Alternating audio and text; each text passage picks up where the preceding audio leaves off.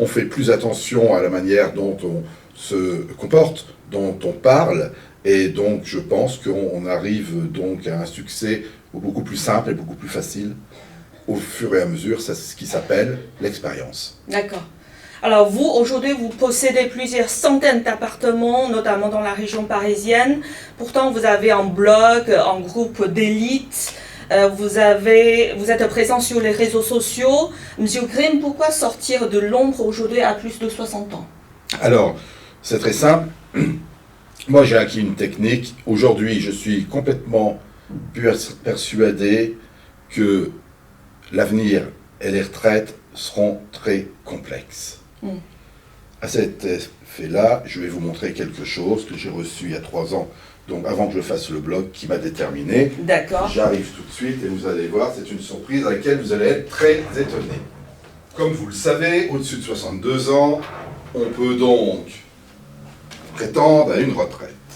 Donc, moi j'ai quand même aussi travaillé, même après, comme j'étais directeur, etc., j'ai quelques rémunérations aussi. Donc j'ai demandé, en 2017, voici donc la feuille,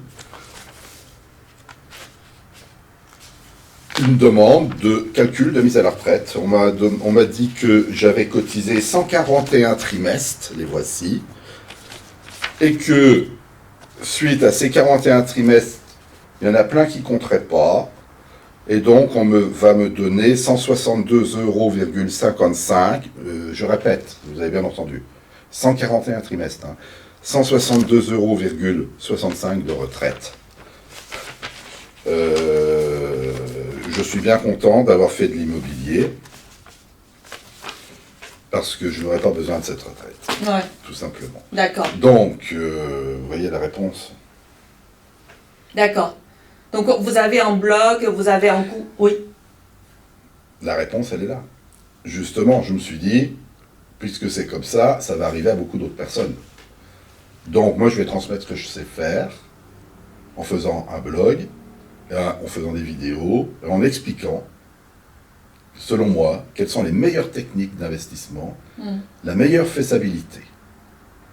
C'est pour ça que je l'ai fait, c'est pour transmettre mon savoir. D'accord. Il ne faut pas oublier que quand j'étais sapeur-pompier, également, j'étais instructeur. J'étais aussi moniteur de secourisme. J'ai appris à transmettre ce que j'avais appris.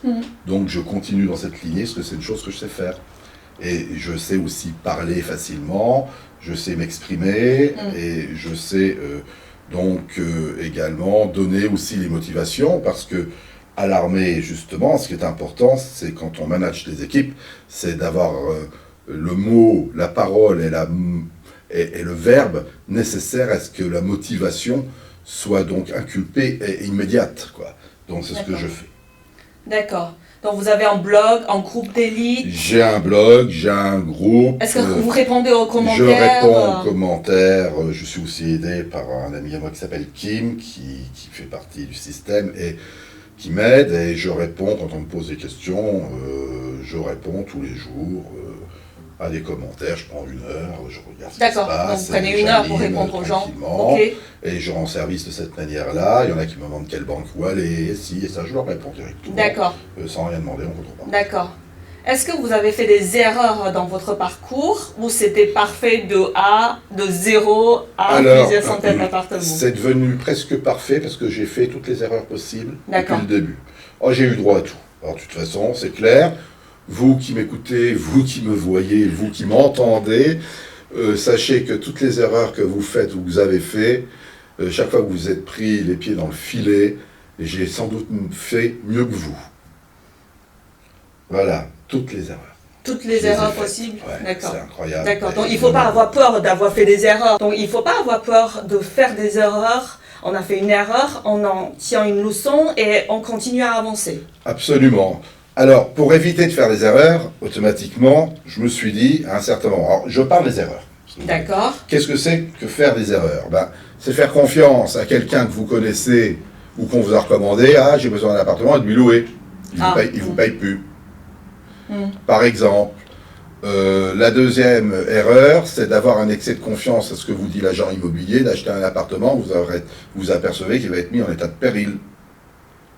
Par exemple, La troisième erreur, c'est de trop parler à son banquier. Paf, vous n'aurez pas votre prêt du coup. Parce que vous lui avez dit des choses qu'il ne fallait absolument pas dire. Vous aviez un emprunt personnel sur une voiture. Par exemple, mon cas. Hein. Quatrième erreur, et ça complètement incroyable mais vrai. Figurez-vous que j'ai eu un ATD, donc un retrait sur mon compte bancaire de 125 € pour une contravention. Et la banque a refusé de me prêter car ils ont vu l'ATD. Ils m'ont dit, Monsieur Grimm, vous n'êtes pas quelqu'un de sérieux. D'accord. Vous ne payez pas vos contraventions. Paf, encore une erreur. L'erreur, ça n'a pas été de placer à ce moment assez d'argent sur un compte en banque dans une banque qui voulait me prêter. Ils m'ont dit, écoutez, vous ne faites pas d'effort. Encore une erreur, et ainsi de suite. Il y a des erreurs comme ça, j'en ai fait plein. D'accord. Tout le long du parcours. Maintenant, ça va mieux. Ok. Alors, j'ai connu quelqu'un qui ne voulait pas acheter sa résidence principale. La raison pour vous paraître ridicule, c'est qu'il ne veut pas que la banque gagne de l'argent sur son dos.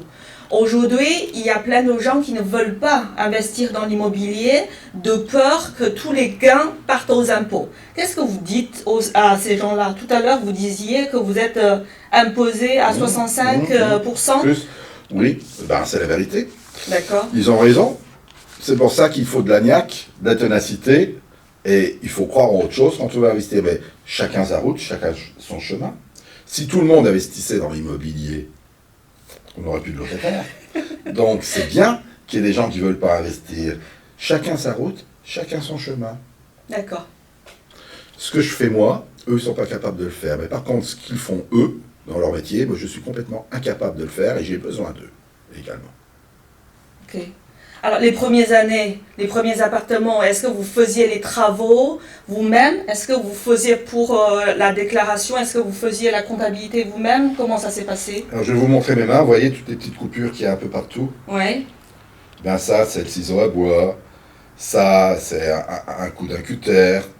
Oui, j'ai fait les travaux moi-même. J'ai appris à faire l'électricité, la plomberie, les joints, le carrelage, le réagréage, le placo, les faux plafonds, les va-et-vient, la peinture, l'entoilage. Oui, j'ai tout appris parce que, comme je n'avais pas d'argent au début, il a bien fallu que je fasse moi-même. Alors pour ceux, j'ai un entrepreneur qui était venu pour faire des travaux chez moi et je lui ai demandé de l'aider et qui m'apprenne le boulot, en échange je lui portais les sacs, etc. Du coup, j'ai connu les grossistes, les semi-grossistes, les magasins, où se servir, comment faire pour payer 2 fois moins cher, etc. Et après, j'ai fait un peu moi-même. Donc voilà, et tout ce qui était rénovation, par contre, changement de tumulus, carrelage, fuite de joints, réparation d'un évier, etc., changement de moquette et peinture, je le faisais moi-même. C'était des petits travaux donc que l'on pouvait faire, parce qu'à l'époque, il y avait une règle fiscale qui disait que quand on faisait les travaux soi-même, si on avait les factures d'achat, on pouvait multiplier par 3 les factures d'achat, ça remplaçait la main-d'œuvre. D'accord. Okay. Donc 500 € de facture d'achat, 1500 € de travaux. Et bien voilà, mes mains m'ont permis d'avoir un revenu, on va dire, complémentaire, masqué comme ça, mais c'était la loi. En faisant moi-même mes travaux, et ça me coûtait beaucoup moins cher, quoi. C'était important. D'accord. Et la comptabilité, est-ce que vous faisiez faire par... Ah non. Vous faisiez vous-même?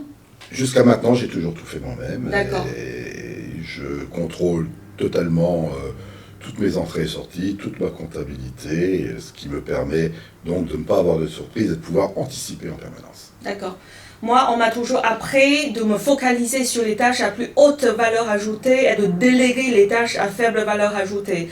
Alors vous, si je comprends bien, vous faisiez tout vous-même, que ce soit les travaux, la comptabilité, même tout à l'heure, vous disiez que vous mettez vous-même les prospectus dans les boîtes aux lettres, les visites, la gestion locative, le démarchage des banques.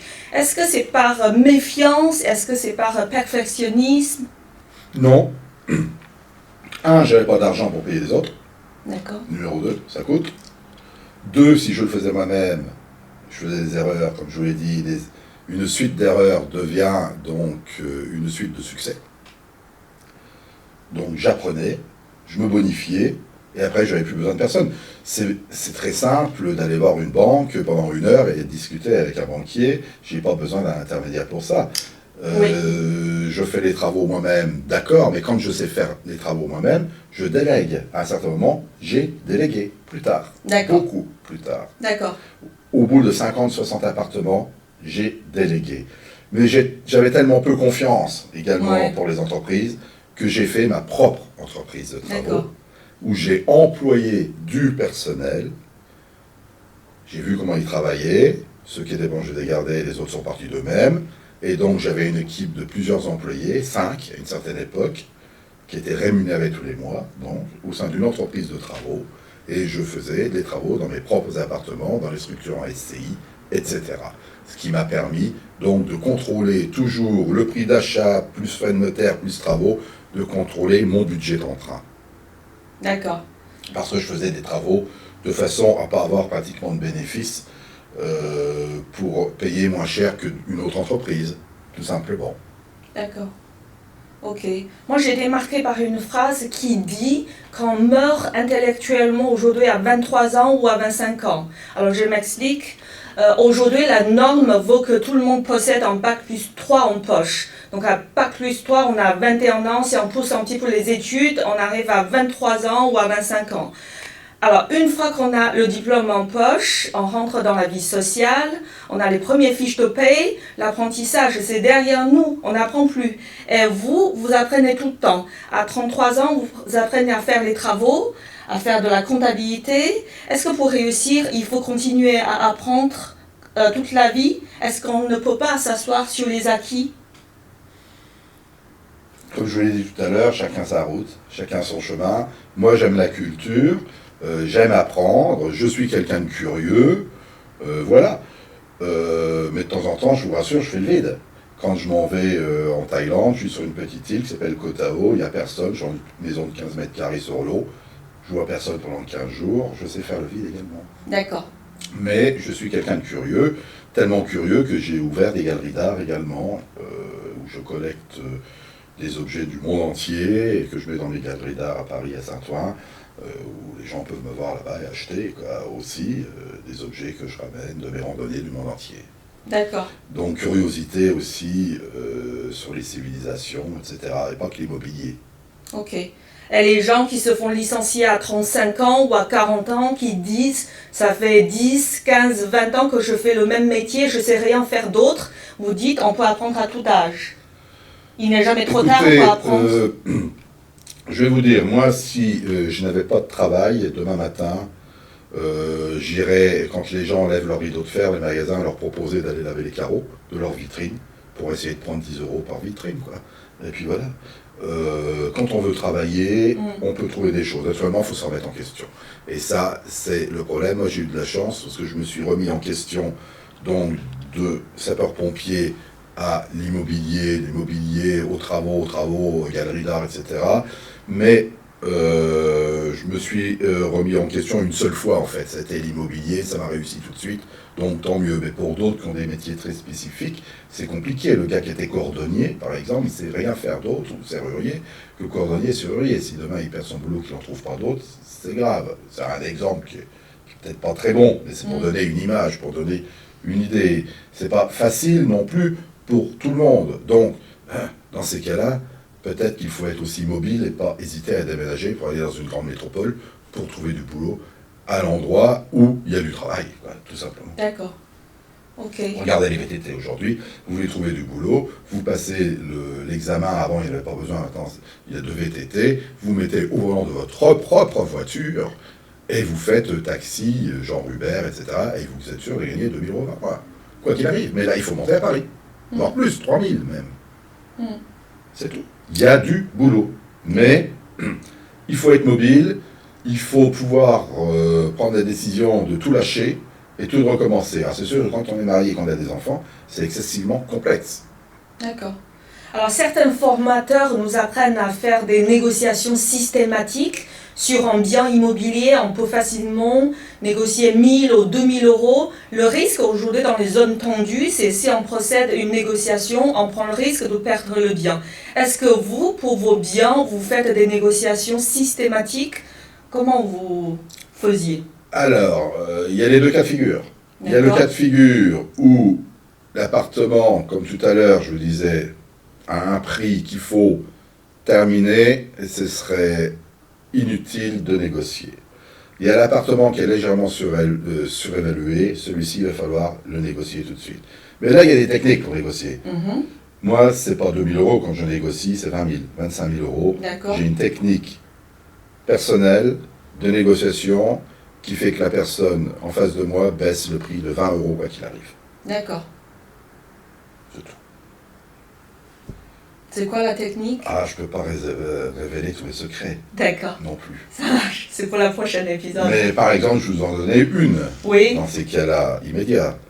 Vous visitez l'appartement, vous dites rien, vous regardez partout, vous prenez que des notes. Et avant de partir, vous dites cet appartement m'intéresse, donnez-moi votre dernier prix. Oui. C'est la seule phrase que vous aurez dit.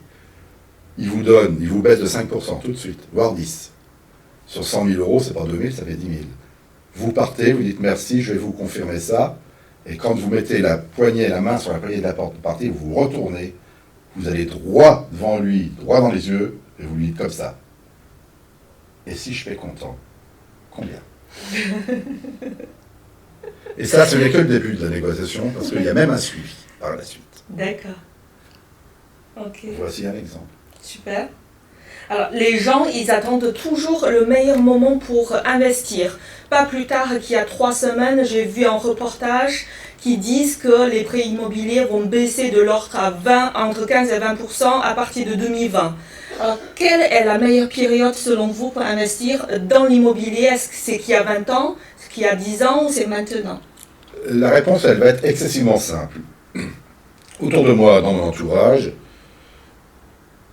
depuis que les gens savent que j'ai acheté, parce qu'au début je ne l'ai pas dit, quand j'ai commencé mon programme immobilier d'investissement, ma règle, ça a été de me taire et de ne même pas en parler à ma famille autour de moi pour ne pas créer des désillusions et des avocats du diable qui allaient me déconcentrer. Ouais, pour une famille de fonctionnaires. Calme.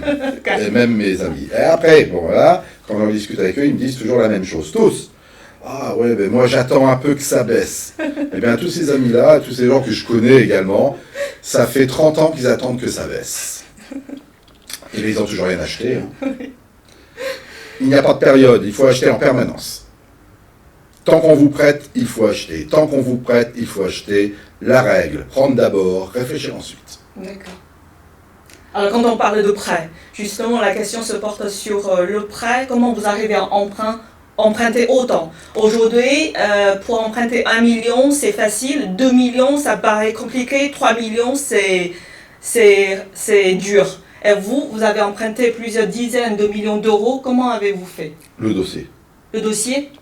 Le dossier bancaire? Présentation du dossier. Un dossier bancaire doit être lisible par votre interlocuteur, c'est-à-dire le banquier qui est en face de vous, en billets. En 3 minutes chrono. D'accord.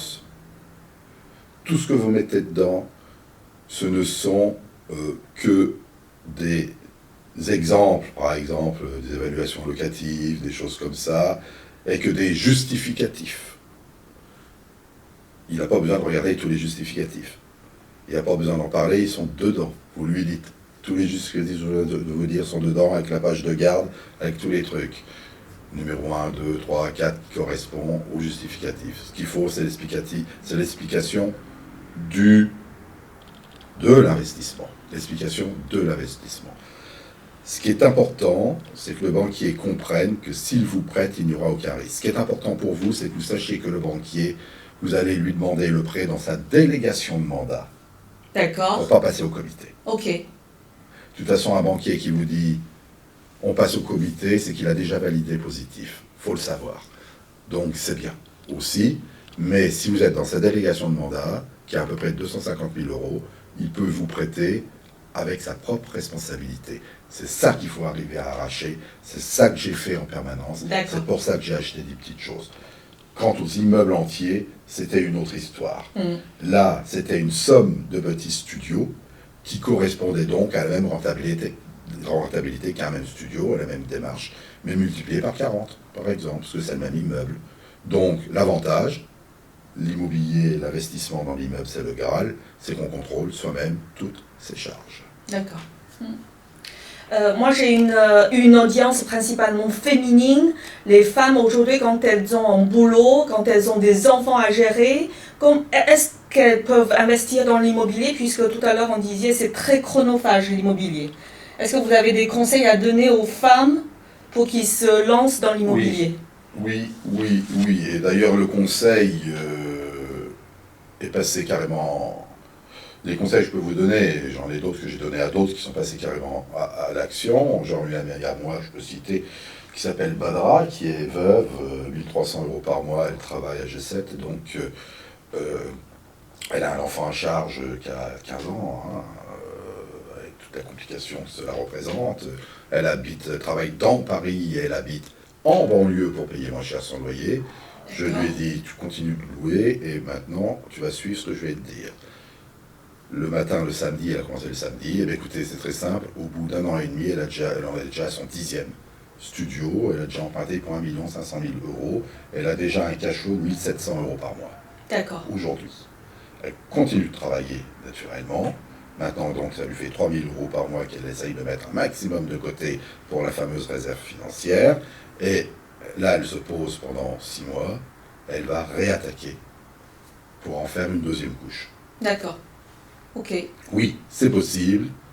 Oui, c'est sûr que si on a la niaque, on peut réussir. D'accord.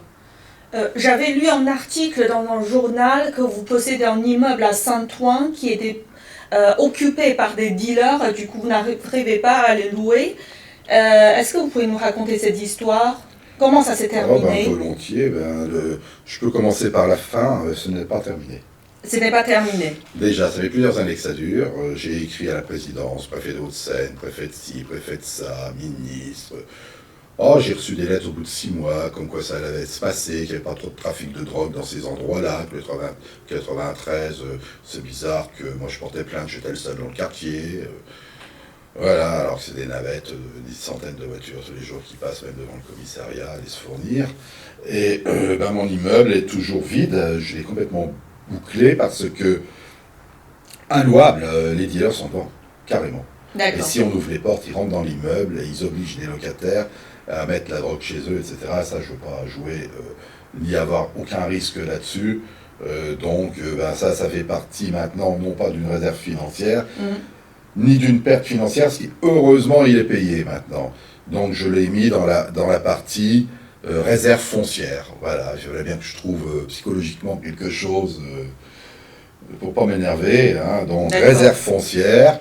Et en fait, pourquoi pas, même si ça ne me rapporte pas, en attendant, je l'aurais vendu il y a 7 ans, j'aurais peut-être vendu 400 000 €. Aujourd'hui, je peux déjà le vendre 800 000. S'il n'y a plus les dealers devant, naturellement. Oui. Mais ça va venir. D'accord. Et voilà, et à ce moment-là, j'aurais récupéré ce que j'ai perdu de l'autre côté. Je le prends comme ça parce que je ne vais pas aller faire la guerre à ces gens-là, quoi. Oui. Le gouvernement ne fait rien pour aider, il ne se passe rien, ça ne bouge pas, c'est l'inertie la plus totale. Vous le voyez bien, tout le monde le voit autour de vous, les trafics de drogue, il y en a 2 partout, c'est facile, dans la France entière. Les autorités ont baissé les bras. Moi, je ne baisse pas les bras, je continue mes courriers. Hein. Ah oui, tous les 2 mois, une lettre par internet, une lettre par écrit, mais il ne se passe toujours rien, mais je continue. Oui. D'accord. Alors, j'ai remarqué une certaine générosité et intelligence chez M. Grimm. Vous disiez que vous répondez aux commentaires, aux internautes. Et tout à l'heure, vous disiez que vous donnez des commissions aux apporteurs d'affaires. Oui. C'est ce que j'ai remarqué chez un autre milliardaire chinois qui possède Marionneau, entre autres, qui s'appelle Li Jiasheng. En français, c'est Li Kaixing. En fait, qui dit que les gens veulent bien retravailler avec lui parce qu'au lieu de donner 10, il va donner 12 ou 13 pour que les gens reviennent bosser avec lui. Donc, ce que j'ai remarqué chez ces grands, c'est que vous avez tous une stratégie gagnant-gagnant pour aller plus loin et une vision sur le long terme. Est-ce que c'est important, la vision et cette stratégie de gagnant-gagnant? Oui. Pourquoi? Parce qu'il ne faut pas se masquer. Aujourd'hui, on est un peu dans la révolution, les gilets jaunes, les ci, les ça, ok. Mais quand on est dans le win-win, dans le gagnant-gagnant, on a la fidélisation également de la personne. C'est comme ça qu'il faut fonctionner, et tout le monde est là, même ceux qui manifestent, parce que j'en parle, pour gagner leur vie en fait, pour gagner plus. Ils ne sont pas là pour gagner moins, ils sont là pour gagner plus, tout simplement. Oui. Ben, pour gagner plus, il faut faire du gagnant-gagnant. Gagnant-gagnant, c'est payer mieux les autres. À titre d'exemple, dans mon agence immobilière, les agents immobiliers payent 15%, leurs collaborateurs, leurs agents commerciaux, ce sont des collaborateurs. C'est pas la même chose. Quand on parle à quelqu'un qui travaille 8 heures par jour, que vous voyez souvent avec vous, quand on dit que c'est un collaborateur, c'est plus la même histoire. Oui. Eh bien moi, c'est pas 15%, c'est 75% que je leur donnais de mes honoraires. C'est-à-dire que quand il y avait eu des honoraires de 10 000 euros sur une vente d'un appartement, je leur donnais 7 500 euros et non pas 1 500. Croyez-moi qu'ils sont tous restés. Tous.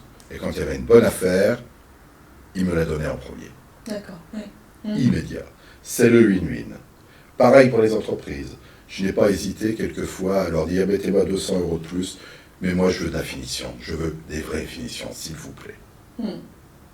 Ah ben, je dis vous me le mettez dans nettoyage et mise en décharge à la décharge des encombrants. Vous me mettez 200 euros sur cette ligne, ou 300, et moi je veux quelque chose de bien. Mais le gars, il est sympa. Porte blindée, pareil. Après, quand j'avais besoin d'un service, ah monsieur Lune, vous avez besoin de quelque chose, vous m'appelez, je viendrai vous dépanner. Hein. Bien sûr. Et j'ai eu même des dépannages gratuits. Des gens d'entreprises qui sont levés, non, je vous en prie, vous n'allez pas me payer pour ça, je suis très heureux de travailler avec vous. Oui, c'est la réciprocité. Voilà. Quand vous êtes généreux avec les autres donc je préfère, et puis moi je suis mieux dans ma peau en étant comme ça. Ouais. Aussi, ça me permet de mieux vivre, et quand je me rase le matin dans la glace, quand je me rase, aujourd'hui je ne me suis pas trop rasé depuis quelques temps, voilà, j'ai l'impression de voir quelqu'un de clean, et c'est mieux comme ça pour moi aussi. D'accord. On est l'image que l'on renvoie aussi aux autres. Oui. Alors, que faisiez-vous aujourd'hui de votre temps libre étant multimillionnaire? Alors je voyage un petit peu. Je vais dans des musées, je m'occupe de mes galeries, je fais des ventes d'archéologie et d'antiquité, je m'occupe de mon patrimoine, toujours, je m'occupe des blogs, comme vous l'avez dit, et des vidéos, comme aujourd'hui. D'accord. En fait, le temps libre est devenu restreint, j'ai pas tout de temps libre, parce que le seul temps libre que j'ai, c'est de continuer donc d'entreprendre des choses, et c'est ça qui m'amuse quoi en fait. Mais justement, quand on parle de challenge, après le titre le roi de l'immobilier, rentier multimillionnaire, quel est votre prochain challenge? Le blog en question. Le blog en question. Faire ça, et le prochain challenge, j'en ai un. Mon défi, c'est de former donc le plus gros groupe privé d'investisseurs en France, d'être excessivement nombreux pour pouvoir lutter contre les injustices qui sont faites envers les propriétaires.